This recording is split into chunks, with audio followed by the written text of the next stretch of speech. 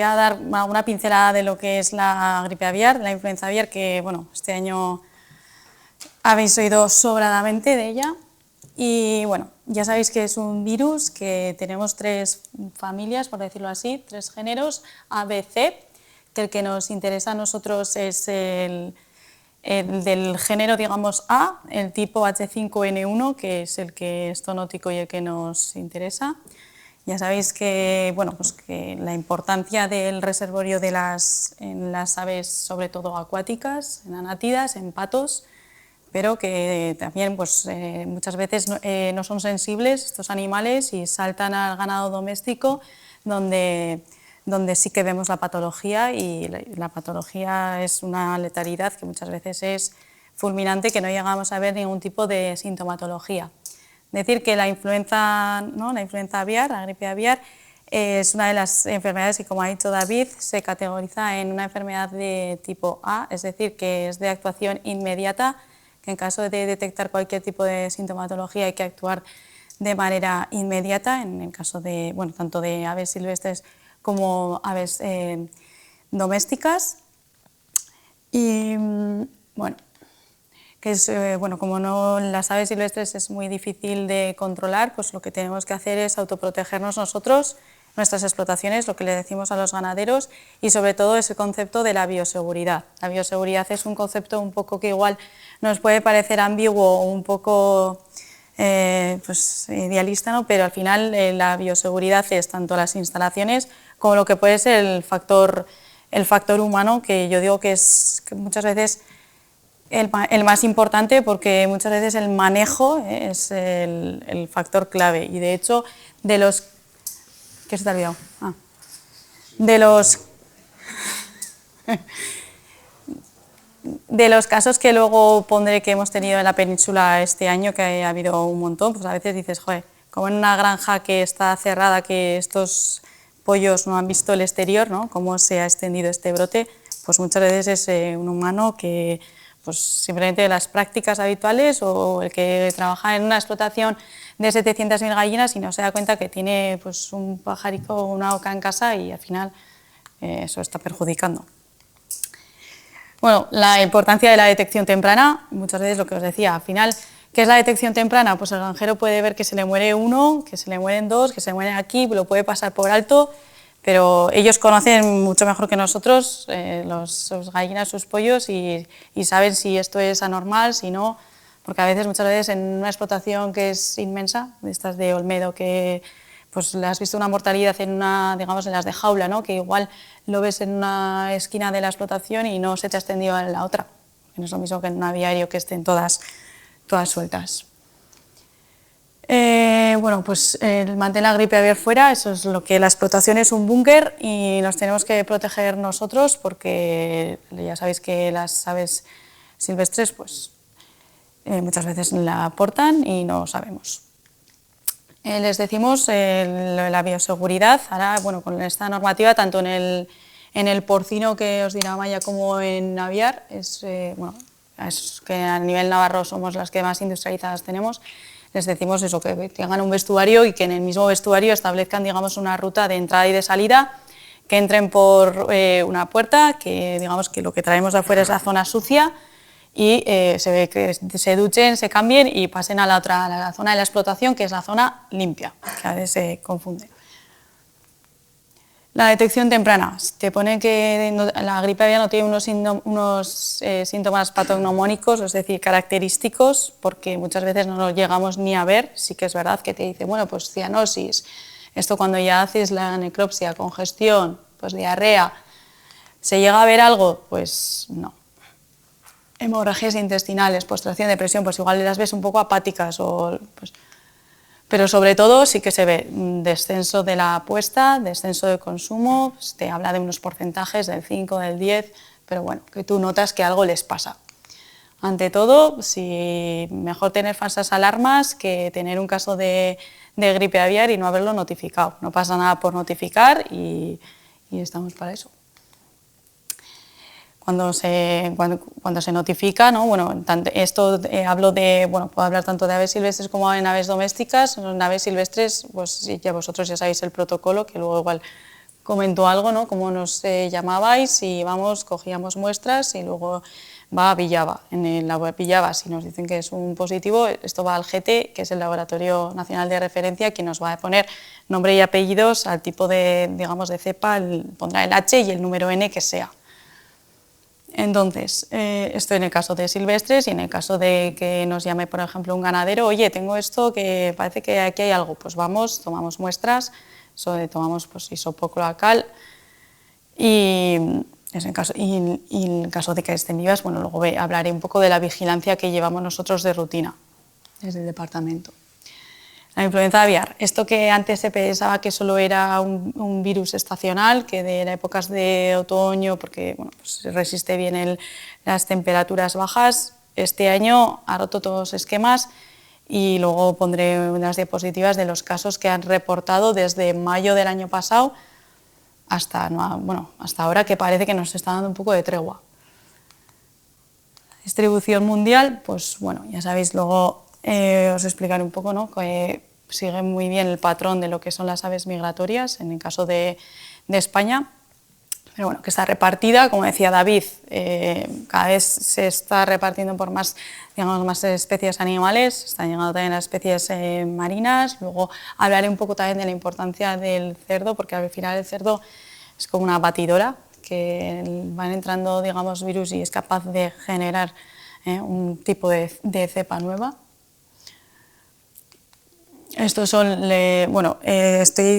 hablo del 24, el 25 y 25 y 26 porque hay que tener en cuenta que los datos que a nosotros nos reportan de las situaciones epidemiológicas van desde junio, digamos, si os hablo de la etapa 24-25, va desde el junio de 24 hasta julio del 25. Por eso, en las tablas que he puesto por aquí, pues parece que España no tiene nada, y dices, ahí va, el año pasado 24-25, ¿cómo que no tuvimos nada si estuvimos hartos, ¿no? Pues ¿por qué? Porque forma parte del 25-26, que aquí ya es cuando aparece, porque tuvimos, aquí ya tenemos los casos de España, aquí en aves de corral, focos de la temporada 25-26, 535 aves de corral, 3.000 y pico en aves silvestres, 114 en aves cautivas. ¿Vale? Y este es... Sí, eso es, grullas, y luego tengo una diapositiva por ahí, que creo que me la he saltado, porque... En el caso de explotaciones, si da positivo a un ejemplar, ¿hay que sacrificar la totalidad o solo...? La totalidad, o sea, una enfermedad de estas de tipo A quiere decir que en cuanto te entra y tú tienes confirmación laboratorial, tienes que matar todo, y luego os explicaré un poco cómo se prevé, que ojalá que no, pero que hicimos algún simulacro. Lo de la desestacionalización que os decía, que sí que es verdad que, pues eso, que ahora tenemos casos que no podemos esperar un patrón regular, sino que tenemos casos en cualquier época del año. Patrón habitual en invierno y ha variado el patrón, y luego veremos los casos en España que ha habido, vamos, en el pleno julio. Esto empezó, pues eso, en mayo del año pasado, con una detección de un foco de influenza aviar de alta patogenicidad en aves silvestres y en lo que se refiere a aves de corral.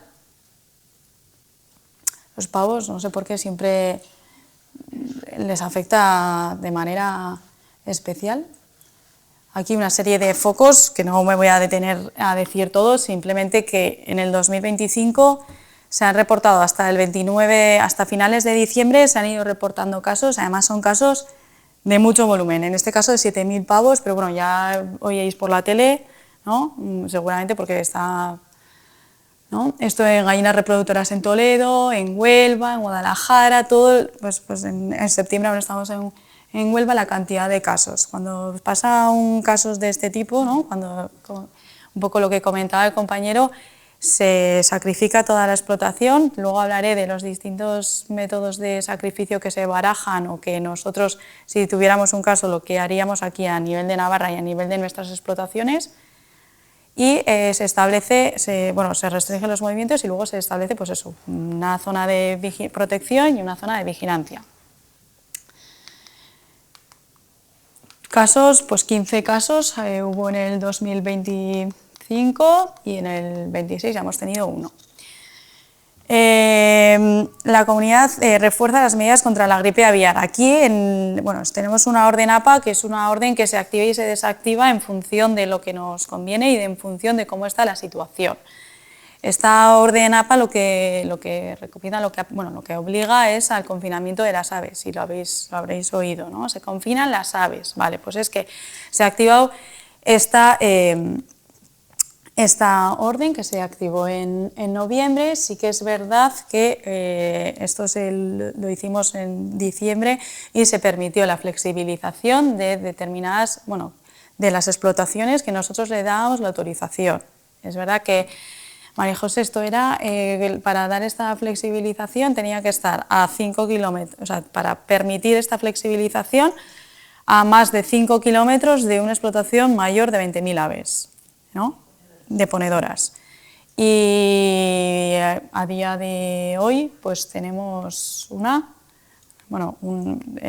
de patos que tiene bastantes explotaciones, en la que se le ha conferido esta flexibilización, es decir, que si veis patos en el exterior, ahora mismo, a nivel, excepto dos explotaciones que creo que son la de Huarteraquil y la de Charri, ¿no? Que creo que esa no cumplía, las demás está permitido, o sea que si veis la neolite y no sé qué, patos en el exterior, está autorizado.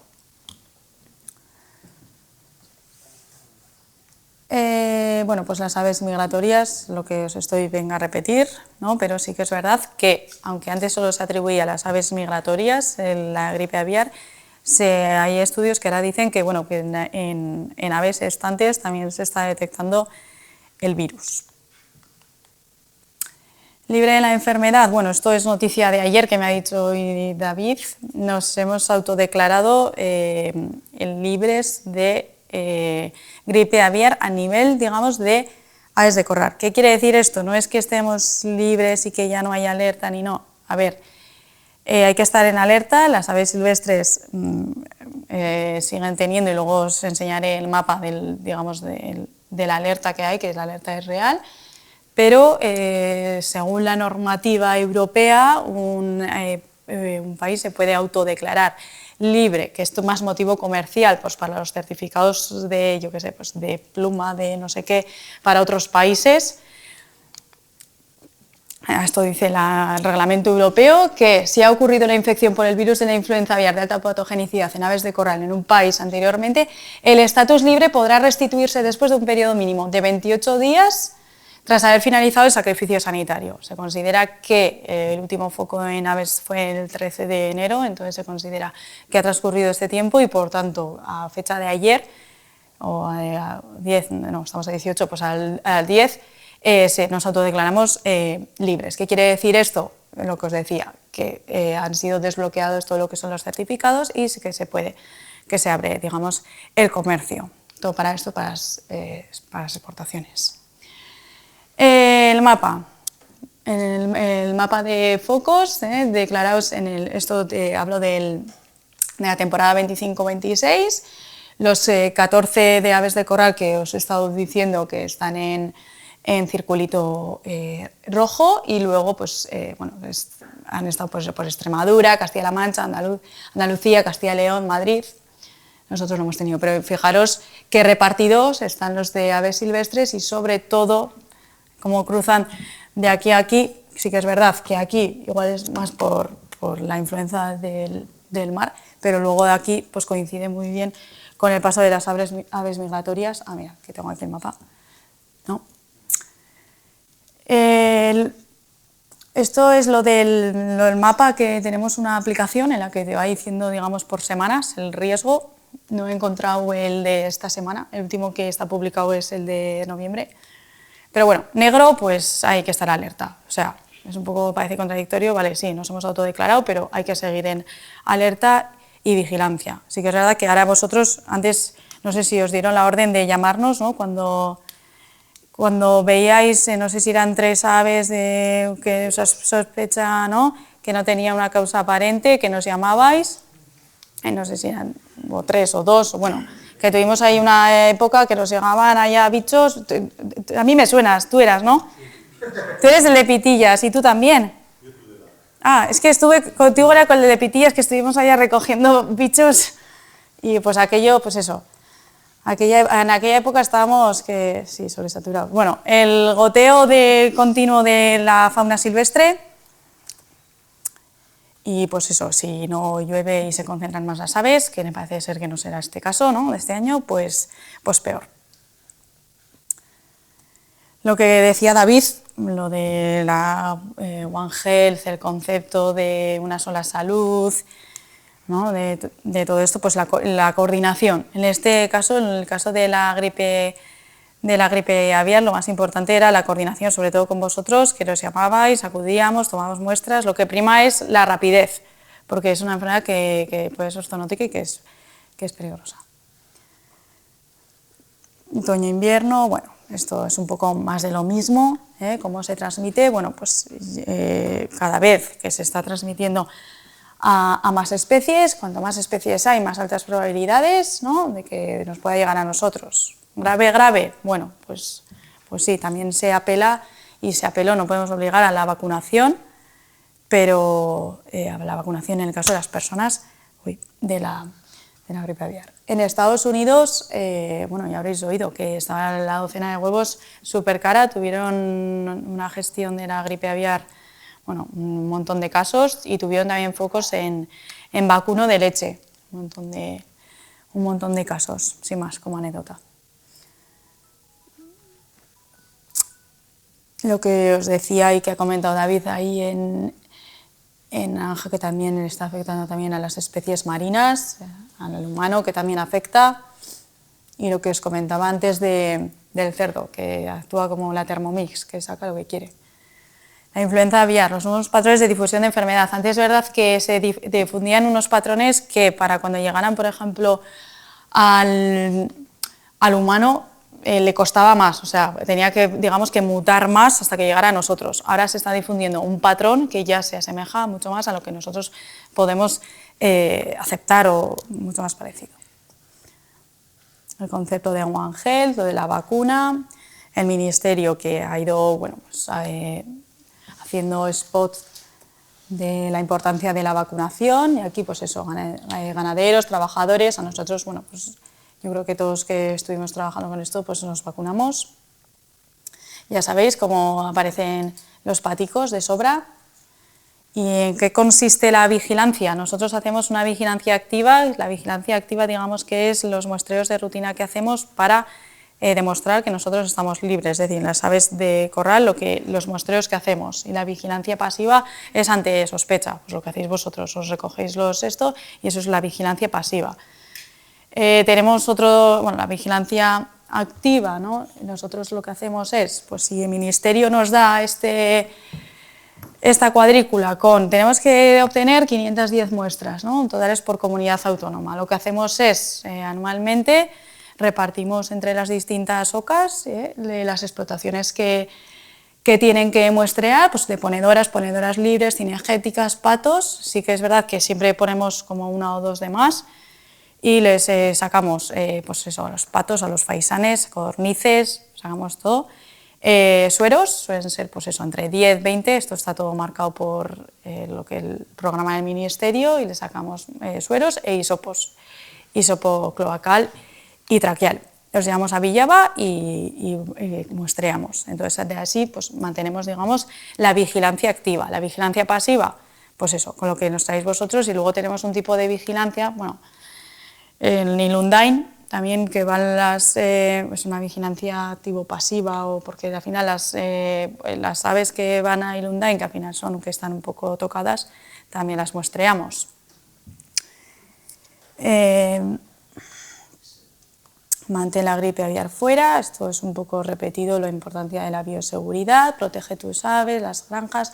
Sí que es verdad que nosotros estamos reforzando un poco la bioseguridad en las aves. A partir de la publicación del Real Decreto 637/2021 ya pone de obligado cumplimiento el vallado en las explotaciones.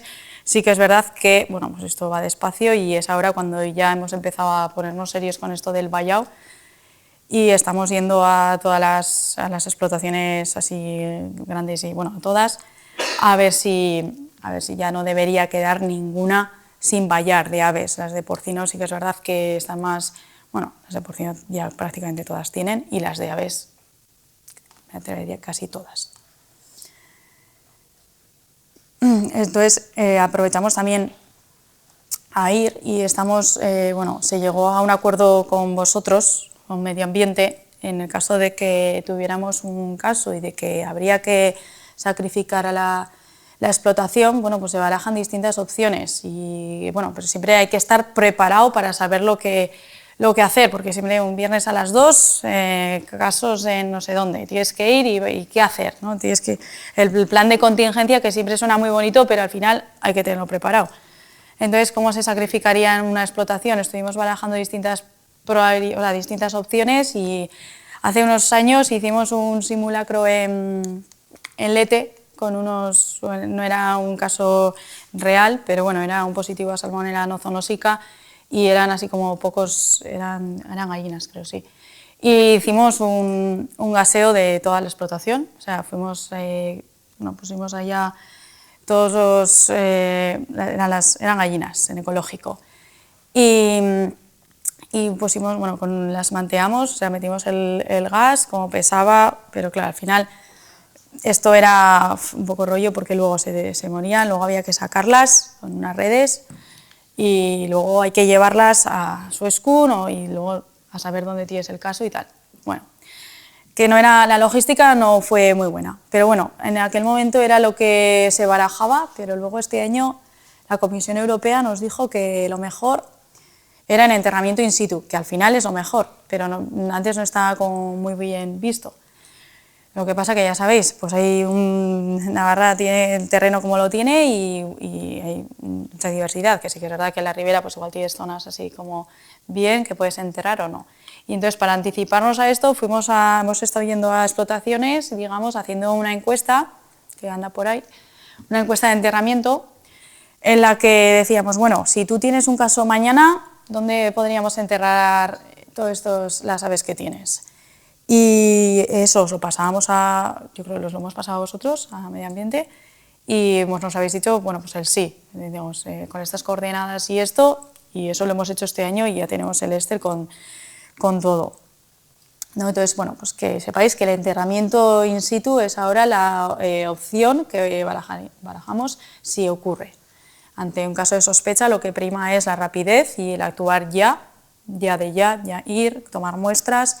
En Villaba nos suelen dar las muestras en caso de una sospecha de gripe aviar, pues en la misma mañana o esto, y luego va al GT, que el GT trabaja los sábados y domingos también, o sea, en este caso no, rápido. Esto en caso de confirmación, esto no lo tenemos nosotros. Lo que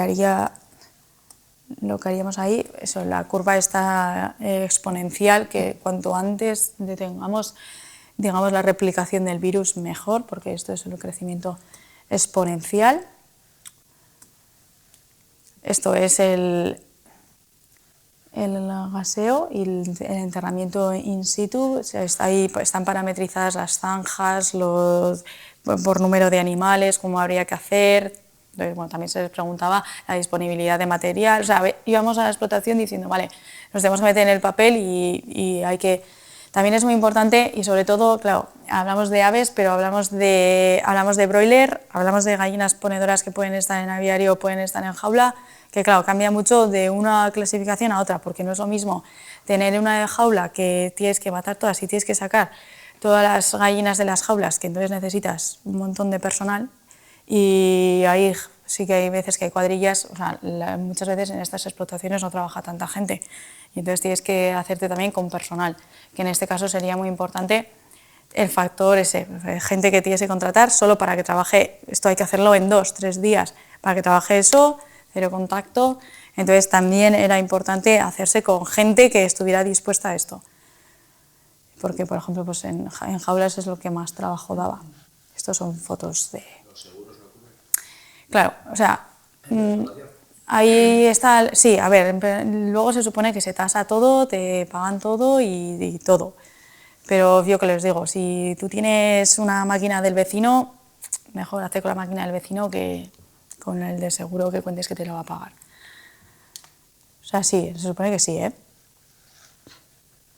Bueno, pues luego las limpiezas, la desinfección, esto ya es más como burocracia nuestra y los vacíos sanitarios y todo esto será de Estados Unidos seguro. Y es un poco así rocambolesco, se ve todo así como muy esto, pero sí, se puede pasar. Esto es lo que os decía, lo que dijo la Comisión Europea. Importancia de asegurar que todas las administraciones, tanto de sanidad animal, pública, medio ambiente, faciliten el enterramiento in situ, de forma activa, permitiendo flexibilidades, buscando soluciones adaptadas a nivel local, y esto eso, pues en octubre. Y ahí es cuando nos pusimos en marcha a decir, venga, pues a ver qué tenemos aquí, ¿no?, en Navarra. Momento en zona restringida, esto es en caso de que tuviéramos un caso, ya sabéis que se paralizan los movimientos, se restringen, bueno, pero a nivel ya de certificados y a nivel de exportaciones. La importancia de la limpieza y la desinfección, por algo si por algo se recurre al enterramiento in situ es por no andar moviendo por carretera también los animalicos muertos, difundiendo el virus por ahí, y la importancia de la limpieza y la desinfección de vehículos, también lo decimos en todas las explotaciones, o sea, cuantos menos vehículos entren, mejor, y si no, máquina sulfatadora y a desinfectar. Informar lo antes posible, sin miedo, que no pasa nada, o sea, que no por declarar un foco no es peor ganadero que otro. Y las visitas a las explotaciones que hemos estado haciendo, y esto es lo de las encuestas de enterramiento que os decía, ¿no? Pues les decíamos, pues parque exterior, cantidad máxima que se puede encontrar en la explotación a lo largo del año, en tu momento álgido, ¿no?, de cuánto, porque claro, hay que eliminar todo, materia orgánica, animales, o sea, todo, la ya fija, y hay que limpiarla toda. Y entonces se entierra además por capas, porque claro, estos bichos si no luego se hinchan también. Y pues eso, que la importancia de la coordinación entre unos y otros, para que esto no se vaya de las manos, y nada, y estar alerta y preparados, y pues un poco esto es también pues para que conozcáis un poco lo que hacemos y sepáis más, o eso. Y así, esto es lo que os iba a decir. ¿Hay una profundidad establecida para enterrar? Sí. Sí, había una de, bueno, la profundidad, María José, igual de 2 a 4, y luego te dicen la longitud de la zanja, te dicen, pues la de 40 metros, ¿de cuántos bichos era? Había una que, o sea, esto está todo parametrizado con unas tablas, que si quieres lo busco. Y la profundidad, sí, no me acuerdo, pero sí lo tengo por ahí que lo podría mirar. Y eso, queréis... ¿Cuáles son los síntomas? Porque también se ha detectado que, por ejemplo, en la planta un zorro se ve afectado por el baviar. En aves igual no hay síntomas claros, pero en mamíferos los hay. Pues es que es un poco... No, así como para decirte, yo qué sé, la peste porcina que igual sí que ves alguna enfermedad más hemorrágica o así, pues se puede pasar algo, pero no te sé decir el zorro, mira, tiene gripe aviar. Así para decirte a simple vista es difícil, o sea, no, imposible. No hay nada.